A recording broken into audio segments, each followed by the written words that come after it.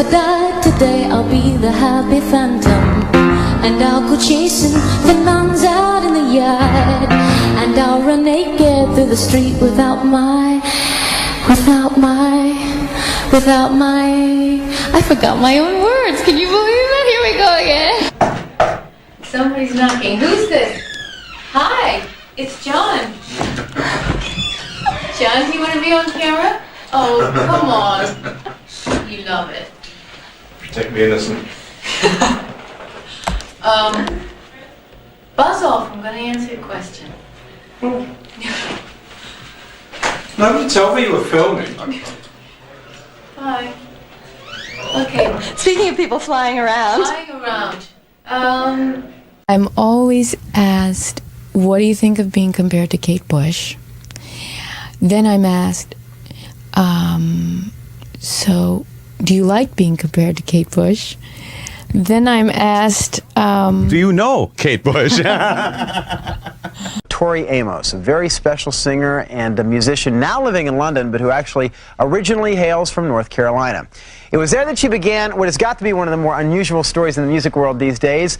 The daughter of a Methodist minister, a musical prodigy at age 3, she was accepted to a prestigious conservatory at 5, expelled at 11. She then played in bars at age 13, moved on to Los Angeles to front her own band, and now Tori's life and musical focus have since taken a very different turn, and she's released a critically acclaimed solo album entitled Little Earthquakes. I think the songs, they're almost like my teachers, really. Singer Tori Amos has experienced life's pain. She's only 28, but she's gone through a career crisis and was on the verge of a nervous breakdown. Tori says her troubles began because she kept her problems to herself.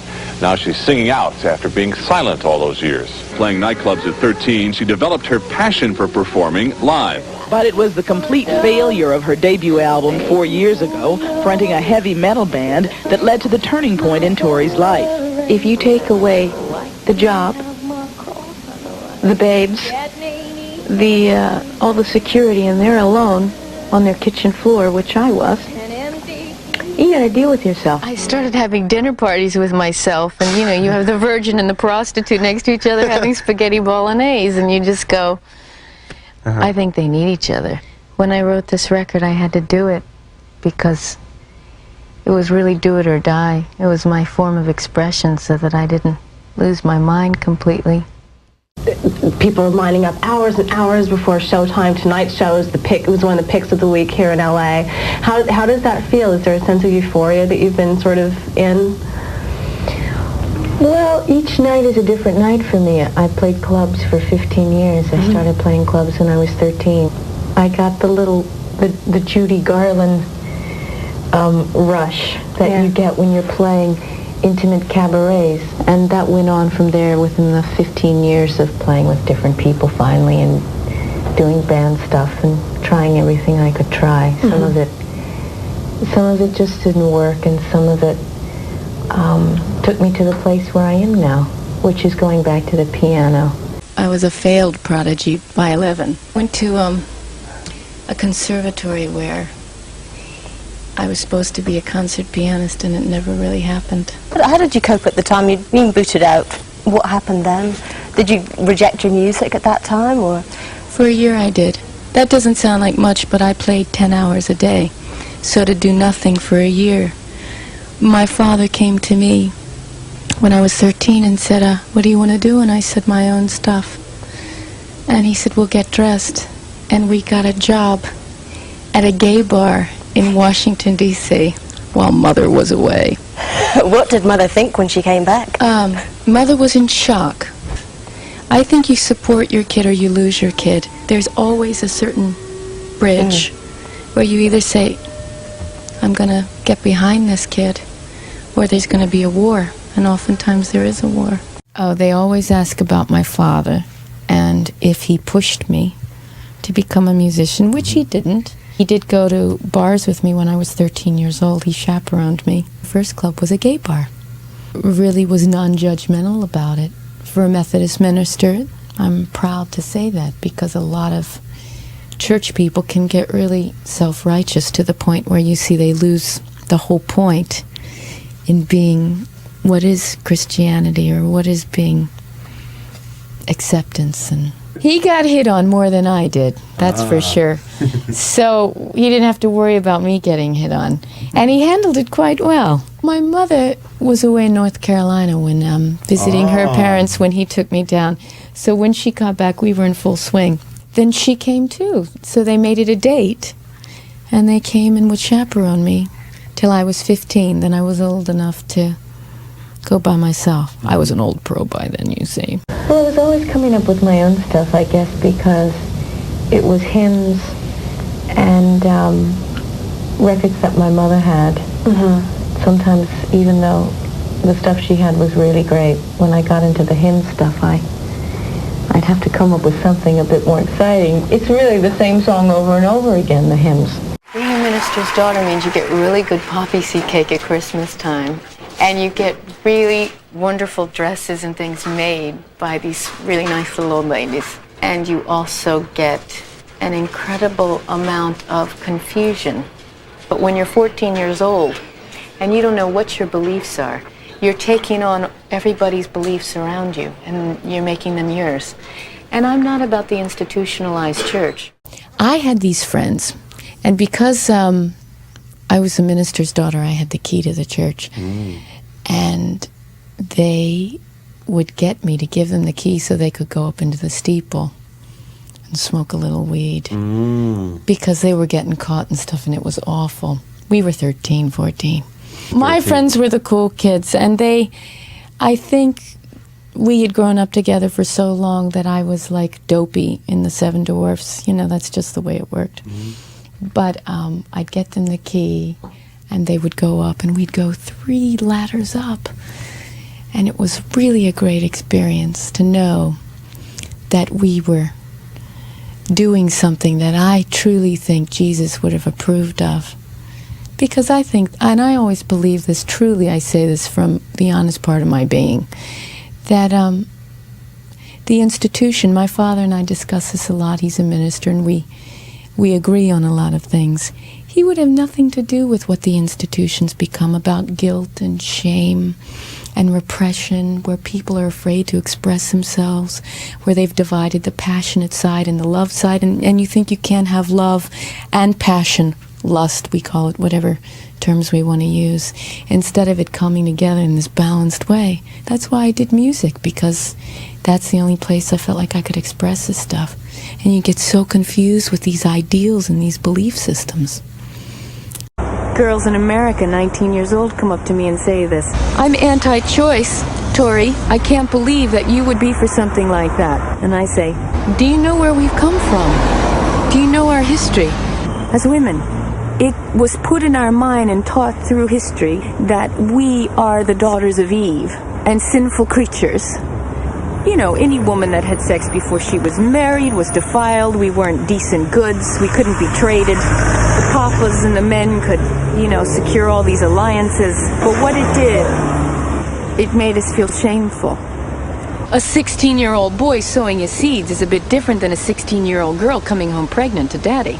You're not a nice girl if you're 16 and pregnant. But you can still be a nice boy and be sowing your seeds at 16. This is very serious in society, the way we look at that. That if you spread and you're a girl, you're a slut at that age. But if you're a boy, you're just being a man. You work for thousands of years to have some kind of independence. And you see it slipping through your hands. Because the truth is, this is not about children. If it were, these people would go to the sewers in Colombia. They'd go to the AIDS wards. There are millions of babies. They're thrown out like trash on the streets, like cabbage. Nobody cares about the children once they're on the planet. They don't care. They walk around with guns and blow each other up. They have no food. They have nothing. This is about having control over a woman's sexuality. And some women don't want to claim that power because they feel ashamed. They feel guilty. They're torn of love and lust. Christianity has nothing, absolutely nothing to do with that. It saddens me because these people, the anti-choice people, could be doing so much for the children that are on the planet. This is not about the children. And I refuse to play that game. I don't mean to get too... Am I getting heavy? I'm getting... Not at all. This is what people wanted to hear about. I mean, you know, this is what we're here. Best, most wonderful monsters are, you know, It's like you got to fight for your right to have a monster. I don't play for races or religions. You know, I'm into fairies. Look, I'm standing naked before you. Don't you want more than my sex? I can scream as loud as your last one, but I can't claim innocence. Oh, God, could it be the weather? Oh, God, why am I here if love isn't forever? And it's not the weather. Hand me my leather. I could just pretend that you love me. The night would lose all sense of fear. But why do I need you to love me when you can't hold what I hold here? Oh, God, could it be the weather? Oh, God, why am I here if love isn't forever and it's not the weather? Hand me my leather. I almost ran over an angel. He had a nice big fat chicken. Innocence, he said, you're alone here, so if you jump, you best jump far. God, could it be the weather? Oh, God, why am I here? Love isn't forever, and it's not the weather. When I played bars at the Marriott, I would see how far I could get away with stuff. I'd be sitting there doing New Year's Day by U2 next to Feelings because I really wanted to see if these really closed-minded, polyester kinds of corporate yada-yadas would give me this whole riot act about what I couldn't wear, no leather, no hairspray, no, I mean, it was really getting difficult there for a while, especially because I was in my snake pants phase. I think they had to feel a bit of the power. They knew that you needed the job, which I did. You needed to play that cocktail piano because that's all you can really do if you're not making records. You teach, or you're the church organist, or you play cocktail piano. Mm-hmm. And so they were really into the feelings and the memories and all that stuff, and I would just go, oh, dun dun dun dun, on the ice and snow, do do do do do do, and they'd never know. They'd really come up to me and say, oh, is that Aaron Copland, or is that something I didn't recognize? And it would just be a wonderful moment of victory. You're living in London now. How did that come about, that move? Is that your idea? Truthfully, I always wanted to go there. Huh. I mean, I always wanted to go there. I had a voodoo doll of the president of Atlanta going, England, England, England, England. Uh-huh. And for me, I really think people need to hear this record live. And I said to him, where do you propose that I do this? Because Los Angeles really isn't a live music town. I mean, it's just not, especially for what I do. You finish doing your thing and you want to go home and sit on the deck. And it's not really about going out every night. And right. London, they go out. Absolutely. They work and they go see bands and they go see artists, and it's very much a part of the life there. The London side of the label, which is East West, really loved the record, and it wasn't any kind of, we don't know how we want to introduce you to people.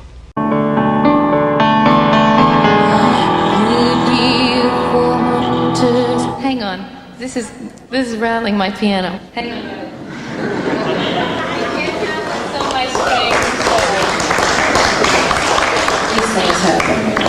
That's okay. How's everybody doing? This is how it really works, you know. We spend hours before you show up figuring this out. And an angle like that. Okay. I think it needs to go down and then out so that the keys, they can see. Maybe 2 more inches. I'm glad he came out because his hair looks really great with this light on it. I was telling him earlier he needs to walk around with his blue light. Isn't that happening? See? Isn't that good? Okay.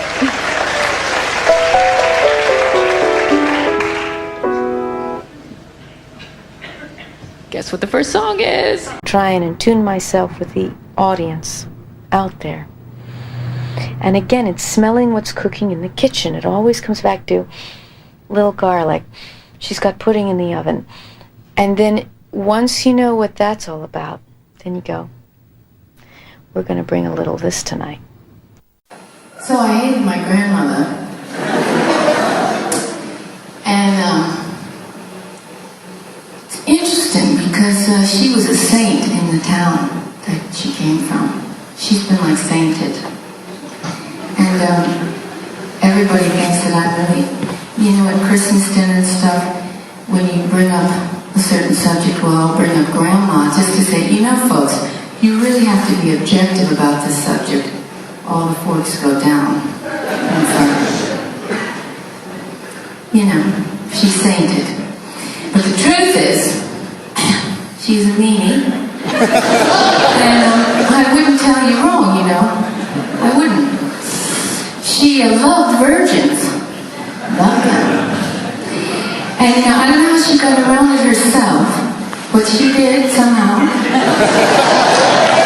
And her idea for women, the whole thing was, if you're passionate, you really have to be passionate for God, and anything else is shameful. Well, I see God in everybody, so I had no problem with that.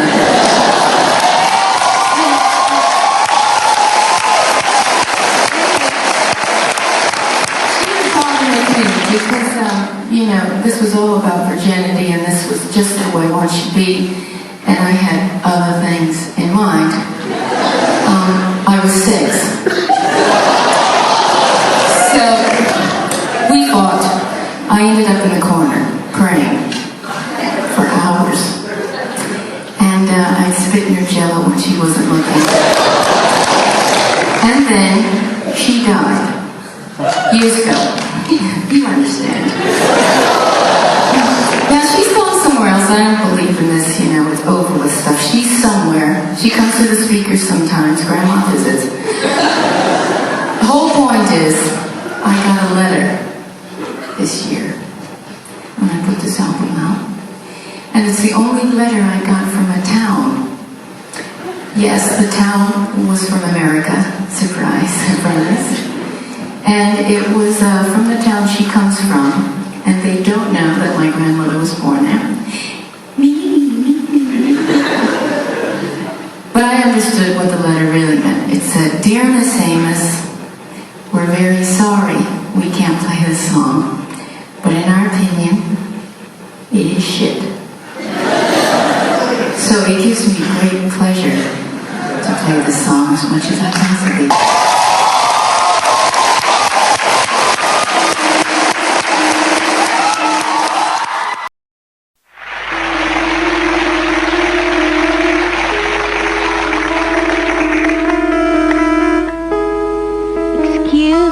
Can I be you for a while? My dog won't bite if you sit real still. I got the Antichrist in the kitchen yelling at me again. Yeah, I can hear it. Been saved again by the garbage truck. Got something to say, you know, but nothing comes. Yes, I know what you think of me. Never shut up. Yeah, I can hear it. What if I'm a mermaid in these jeans of his with her name still on it? But I don't care. Sometimes I said sometimes I do my voice and it's been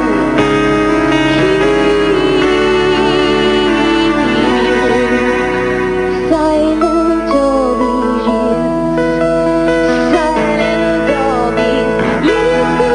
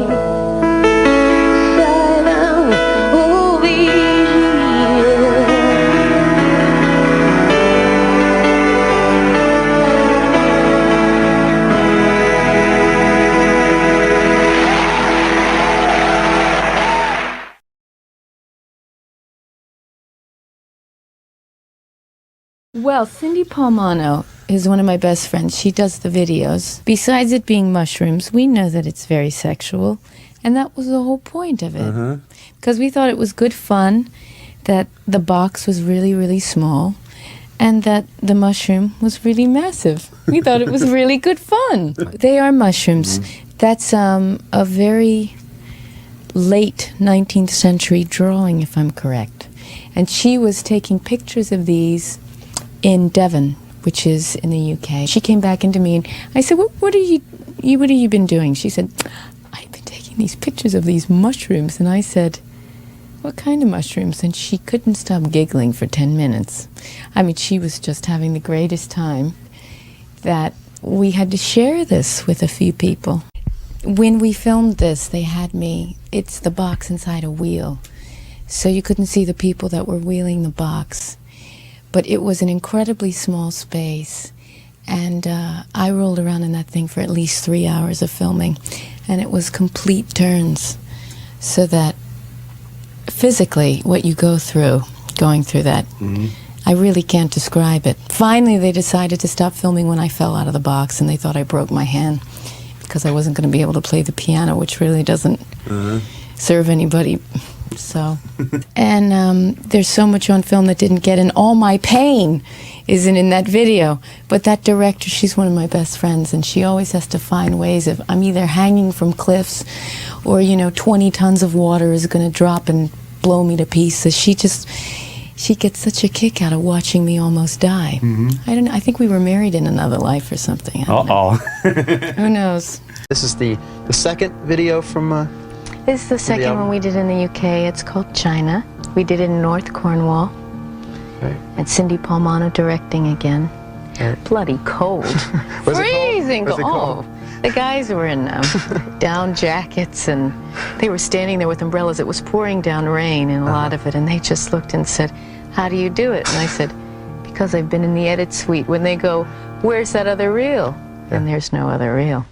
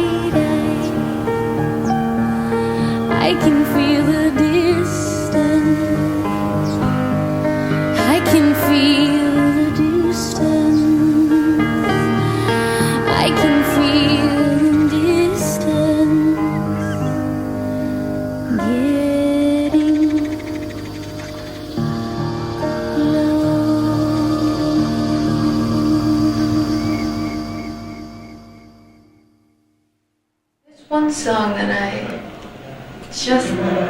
I love singing a song for Eric.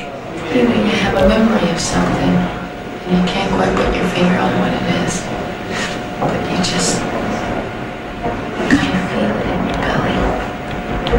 And song for Eric, it reminds me of a different time, something that isn't in this time.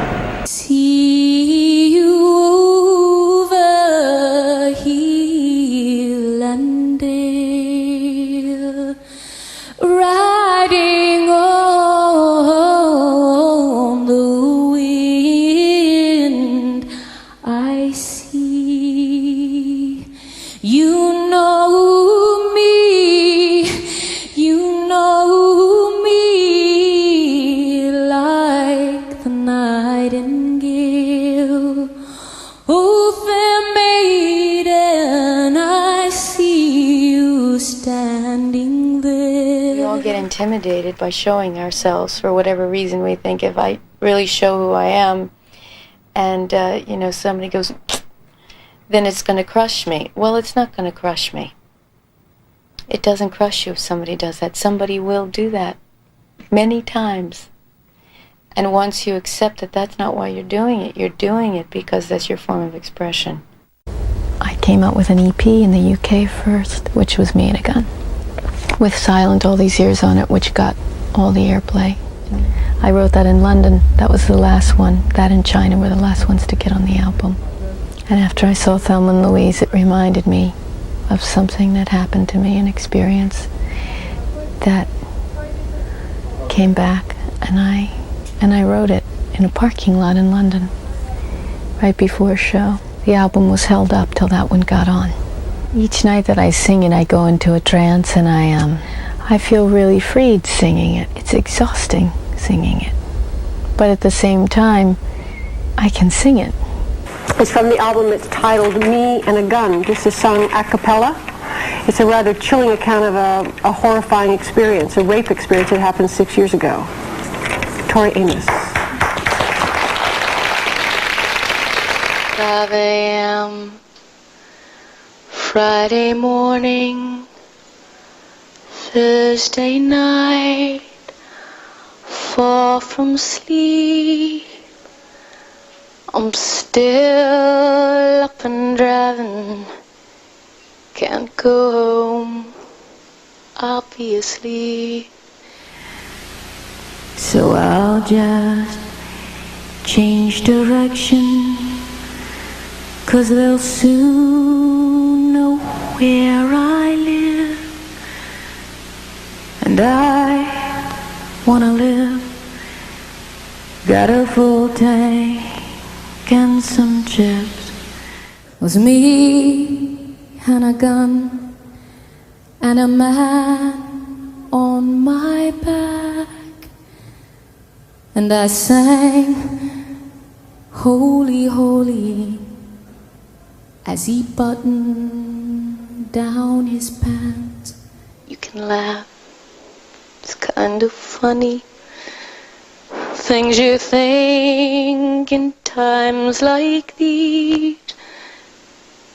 Like I haven't seen Barbados, so I must get out of this. Yes, I wore a slinky red thing. Does that mean I should spread for you, your friends, your father, Mr. Ed? It was me and a gun and a man on my back, but I haven't seen Barbados, so I must get out of there. And I know what this means. Me and Jesus, a few years back, used to hang, and he said, it's your choice, babe, just remember, I don't think You'll be back in 3 days' time, so you choose well. Tell me what's right. Is it my right to be on my stomach, Fred Seville? Me and a gun and a man on my back, but I haven't seen Barbados, so I must get out of there. Do you know Carolina, where the biscuits are soft and sweet? These things go through your head when there's a man on your back, you're pushed flat on your stomach. It's not a classic Cadillac. Me and a gun and a man on my back, but I haven't seen Barbados, so I must get out of this. No, I haven't seen Barbados, so I must get out of this. People seem unable to resist these comparisons to a point, Joni Mitchell, but even more so Kate Bush. When you compare to people like that, those women are wonderful. I have such respect for them. I think that we're individual. There might be moments, but just because you play a similar instrument, it's not like there are too many to choose from. When you get a few women out there singing, they go, what is it, too many tets or something? I've been doing this for so long that I don't know, big star is kind of like a bit of an eye roll, just because You got to work all the time. You never have time yourself. I think, but you know, the funny thing is, it's great that as musicians, people put us on, we have magazines about us, but it could have been scientists, you know. Rolling Stone could have been about physicists, and they could have had their open chests and stuff with their little microscopes, and it could have really been. Mm-hmm. They chose music and they chose film, but they didn't have to do that. They could have chosen any profession, really, when you think about it.